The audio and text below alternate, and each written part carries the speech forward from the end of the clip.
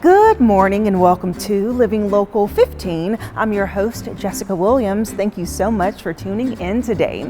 We have a special show for you. I am here at the Fort Wayne Museum of Art, checking out their newest exhibit, the paintings of Gabriela Gonzalez Dellosso, a retrospective.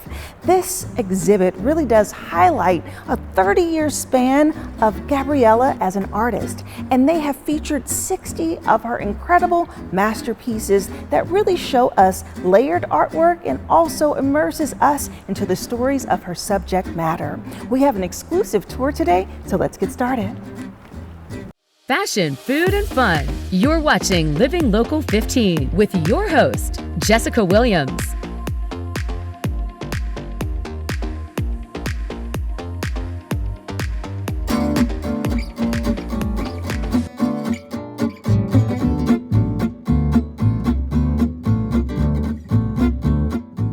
And joining me now is Amanda Shepard, who is the Vice President and COO here at the Museum of Art. Hello. Hi, Jessica. How are you? Good, how are you? Good. Okay, so we have a new exhibit that's happening now. This is special to you because you are the co-curator of it. So tell me all about the retrospective. So Gabriela Gonzalez Dellosso is a painter who's had a pretty long history of painting, about 30 years. So at this point in her career, she's ready for what in the art world we call a retrospective, looking back on everything that she's done. So we've included about 60 works that span her entire career. Wow, that's incredible. And so throughout this exhibit, people kind of will go on that journey. So do you have it sectioned off in chronological order? Chronological somewhat, but also thematically. At the opening of the exhibition, which is where the title is and the dates are, you'll see some of her early figure works that she did when she was a student. We also have one pen and ink drawing that she did when she was 14. Oh, wow. And what's really neat about that is you can see themes that she was exploring when she was 14 carried through in her mature work. That's really cool, and just to kind of see that growth. And how would you describe her type of painting? So she's what you'd call a realist, but she calls herself a narrative realist. I think when people think of realism, they think of art that is so realistic it might look like a photograph. That's what you actually call photorealism or hyperrealism. She focuses more on making sure that you get a story when you look at her work. So while she is painting in that realistic style, she doesn't want the style to be so distracting that you miss the story. Yeah, which is so true. I mean, the pictures look like they literally jump out of the painting. Like, it's so awesome to see that. And it looks like she uses a lot of women in her portrayal or her narrative. So can you tell me about that focus area? Yeah, so as a female artist, she's keenly aware that throughout the course of art history, talented women painters, even if they're incredibly talented, just weren't given the recognition that their male counterparts did.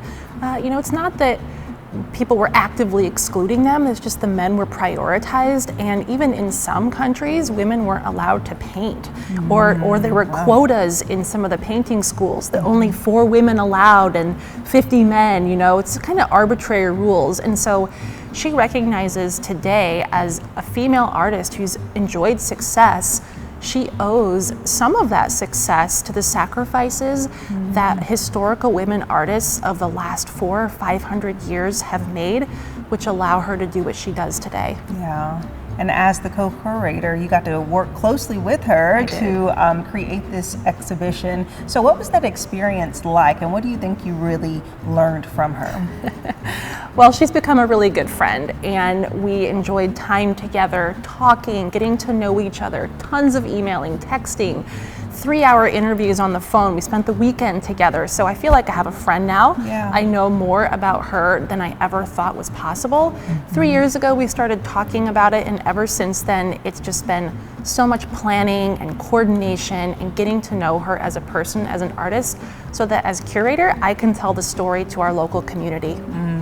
Yeah, that's good. Kind of do it from her perspective and also by honoring her. And so as an artist, how does she feel now being able to see her work in the big retrospective? That's a great question, because as an artist, you live to sell work. That's how you eat. That's how you pay your rent. You know, they're working people like the rest of us. They just have a different profession. Yes. And so artists of her caliber can't afford to make a lot of work that doesn't sell. So you make work, it sells, it goes to a museum, it goes to a collector, and you might not see it again for a long time. In some sad cases, works are destroyed or they're damaged, or it gets passed on to somebody else and you don't see it. Right. So we were really lucky to be able to get 60 of her works back from around the country, from other collectors in all different states, to put it together for this exhibition. She was blown away and was so happy to see what she called some of her old friends. Yeah, oh, I love that. That kind of gives me chills, because it's like, wow, she put the work out, like you said, and never thought she would see it again. Yeah. And now everyone in the community gets to come and see Yeah. it and have that intimate experience. So I would love to kind of walk around and see some of the pieces. Let's do it. Let's do it.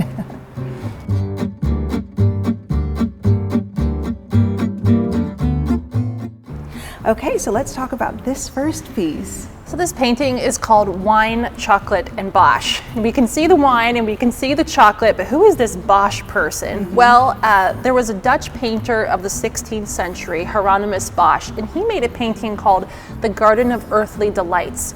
And she has used scenes from that painting in the background to represent her war with chocolate. Okay. So War with chocolate. the artist loves chocolate, and she ate so much of it in her youth and in her young adulthood, every day, all day long, to the point to now she has a sensitivity to chocolate. So these are all her family members gathered around a table. This is her Uncle Maron, this is her nephew's wife, and some other nephews and a great niece there. And they're all freely eating of the chocolate. A lot of chocolate. Yeah, and I said, why'd you include the wine? And she said, well, wine goes great with chocolate. Right. So there's a little bit of humor there, but there's also this somber background. What I love about her work is that she includes somber scenes, but a little bit of silliness too. I like that tension. She talks a lot about tragedy and comedy being two sides of the same coin. Very cool, very cool. Yeah, I mean, I can see that, just you say the warfare that's happening there, and then of course they're delighting, and she's nowhere in this picture. She's no. All right, let's move on.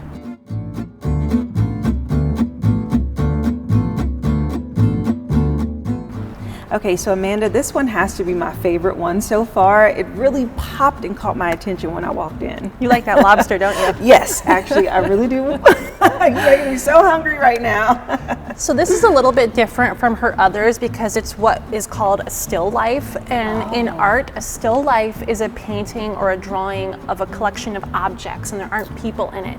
Okay. But that doesn't mean a still life doesn't tell us about people. And in this case, Dellosso has done an homage composition to 3 historical painters, Anne Coster, Clara Peters, and Rachel Reich. And Anne Coster was known for her nature paintings. So that is symbolized through this little lizard here and the shell and the curling leaf. That little egg nest. It's beautiful, wow. isn't it? And Clara Peters, she painted food and luxury items, especially luxury items that were balancing off of an edge. Oh. What a thing to paint, right? Right.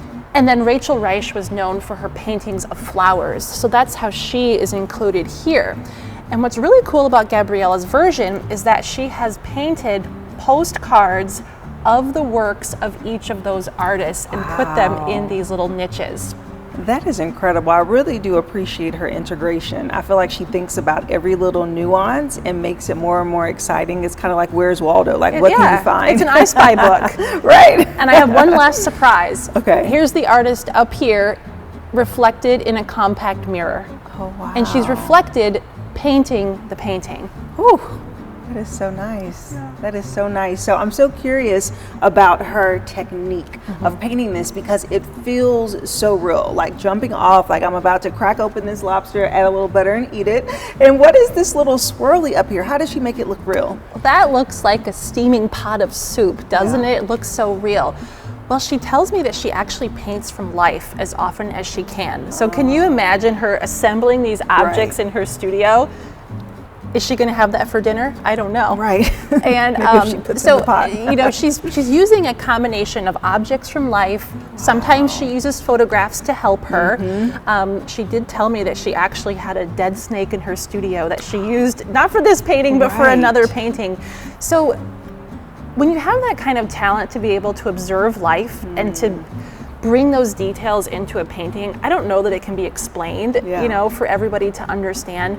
She just really has a commitment to getting those proportions right. It all starts with the drawing and making sure it's right, because if it's not right, it doesn't look very good. Yeah, well, this looks amazing. It does. Yeah, let's keep looking. Yeah.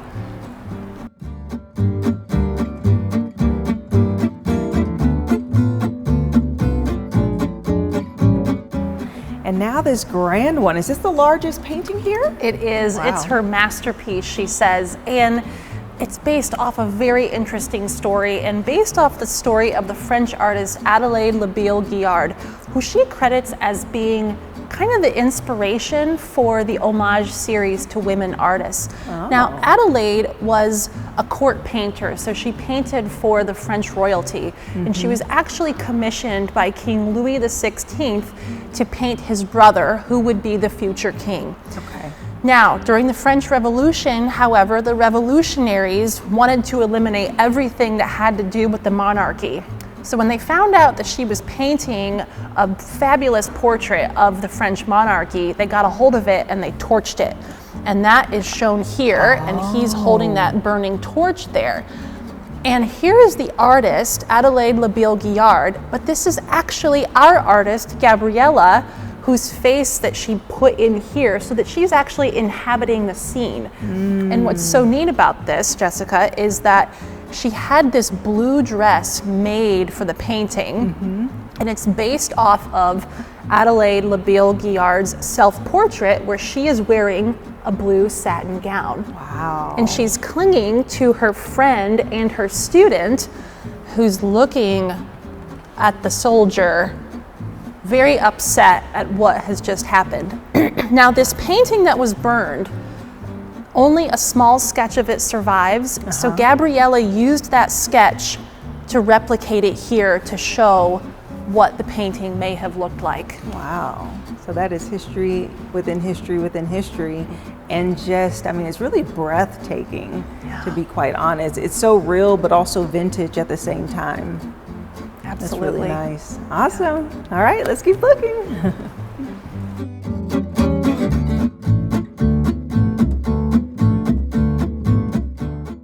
Okay, Amanda, so now we're in a different type of area. It looks a little darker, but also like self-portrait.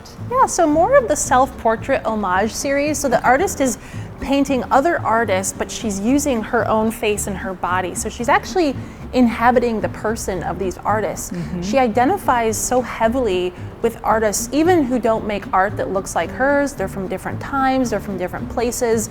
And so we see the artist becoming these other artists. And what's so neat about this series is that we see the artist's story, but we also see this historical story as well. Right, I wonder if she does that so that she can just really be in the mindset of that person during that time, so she can better articulate them through the artistry. Sure. Yeah. And it kind of also tells us that history isn't really the past; it's still with us. Yeah, that's so good. So, what are a few pieces that really stand out to you?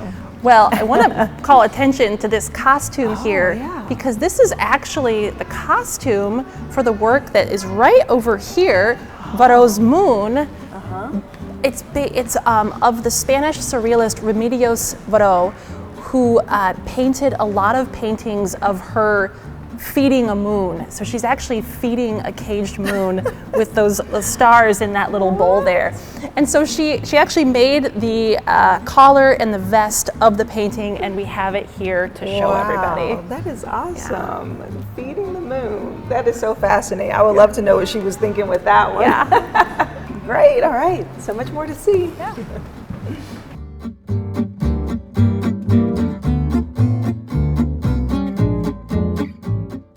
Well, we've talked a lot about her history, right? So the retrospective of it all, and this is where it all began. That's right. So tell me about we were this one. lucky enough to get a work that she made when she was just 14. Wow. I mean, that's middle school age. Yeah. And she actually grew up and spent some time in Florida. So if you recognize the environment, it's the Florida environment, and including these air plants, the plants that kind of hang from trees and they thrive in the air. And we see this witch looking into a reflection, but she's not seeing her face, she's seeing a fairy face. Right. It's a little bit more beautiful than her own. Yes. So even at age 14, we see the artist experimenting with that self-portrait that she is known for today. I'm so curious what she thinks of this when she looks back. I mean, it being so long ago, number one, just to see her creativity, does she remember what it meant? Yeah, I mean, this is where we also first see that love of story. You know, she said, I love painting, but I really love telling stories. That's what sets me apart from other artists. You know, she has the talent, but she's also, everything that she paints is an element of the story. Yeah. And we really, I mean, this could be an illustration for a book. Yeah, yes, especially for a Disney or Sure, something like that. absolutely. And then of course we see just more self-portraits. So these are all her, but transformed? Yeah, so she's actually inhabiting these other female artists, and she takes self-portraits that these other artists have done, puts herself in their place, but transforms her features slightly so that she looks like them, but you still know it's her. Yeah. And I can't imagine how hard that is to do artistically. Right, so creative. Yeah. Oh, goodness. Okay, we got more to see. Follow us on social media at Living Local 15.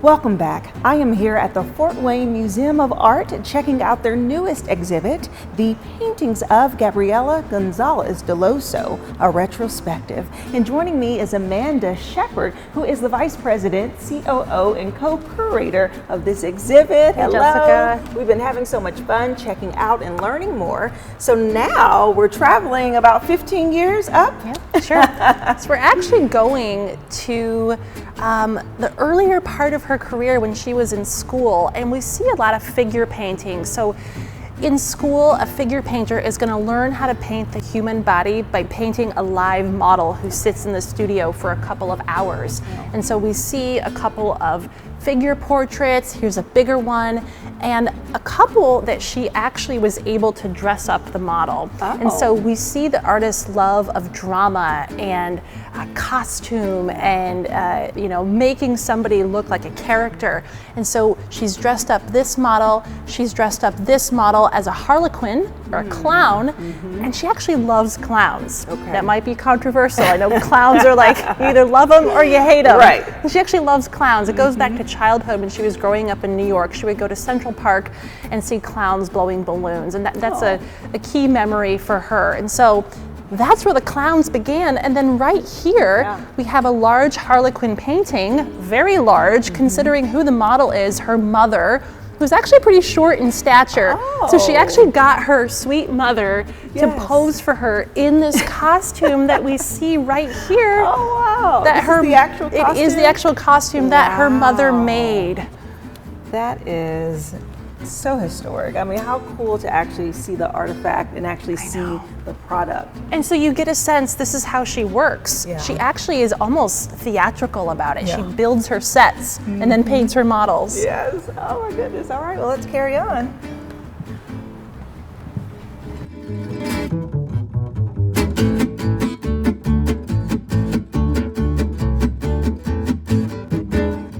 All right, so now we're in a different type of art. I mean, this is more what people would typically think of when they think of a portrait. Sure. And to be honest, this group of paintings presented a challenge to me as curator because they didn't really seem to fit with the other parts of the show. Yeah. They're kind of singular in what they represent. So we have, you know, this this woman who's with her hats and her hat pins, and then we have a woman in profile working in the fields, and then we have a woman at the sewing machine making dolls. And what I finally realized was that it shows women creating with their hands. They're not necessarily artists in the sense that we've been talking about, but they're making something creative. They're making these hats, they're at the sewing machine with these dolls, or they're harvesting in the fields. And I thought that's what unified them. Yes, I love that. I actually didn't put that together in that way until you just said it, because it goes with the whole theme of her just wanting to empower women and just show the many colors and representations of them, which is so awesome. Well, this exhibit has been so much fun to walk around and learn. You do such an amazing job sharing about her story and really being a representative for Gabriela, so we appreciate that. It's been my pleasure walking through with you, Jessica. Yes, and so everyone can actually come out and experience this at the Fort Wayne Museum of Art, and this exhibit is taking place when? Through July 14th. So I know that seems like a long time, but time goes fast. Before you know it, the exhibition is going to come down. So please don't wait to come see it. Yeah, and how can people get tickets? They can actually just come to the museum. We don't sell tickets online. Just come in, buy tickets. Thursday nights are free from 5 to 8 p.m. So if cost is a barrier, just come on Thursday night. All right, wonderful. Thank you so much. If you would like more information about the Fort Wayne Museum of Art, we'll have that website listed below. You can check out this exhibit through July 14th. I want to thank you so much for joining me today. I hope you enjoyed the show. And you can always check out episodes and segments of Living Local 15 by going to WANE.com, downloading the WANE app, and also checking us out on YouTube. And I'll leave you with this. It's never too late to live your best life, so start living it today. And I look forward to seeing you here tomorrow. Bye-bye. Living Local 15, proudly driven by the Kelly Automotive Group. Do you want to know the best places to go to eat and drink around Northeast Indiana? Well, join me, Jessica Williams, for Living Local 15, weekdays at 9 a.m. as I take you inside of the best restaurants, new and old, explore their menu, and of course, mix up some cocktails. Where will I go next? Well, you'll have to watch and see, but I want to know, where do you recommend I go? Keep up with Jessica Williams on Living Local 15, weekdays at 9.